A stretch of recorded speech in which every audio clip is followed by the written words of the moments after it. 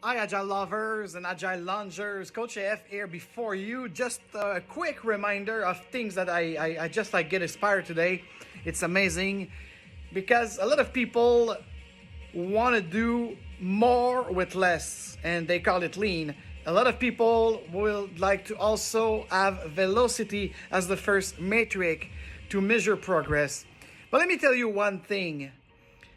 These two things, more with less and the velocity, will be actually an outcome of having happier people invited and the decision rights, invited in leadership, letting self-organized, decentralized or distributed team decided what to do in concordance, of course, with a clear vision, and then you will get your velocity and so on.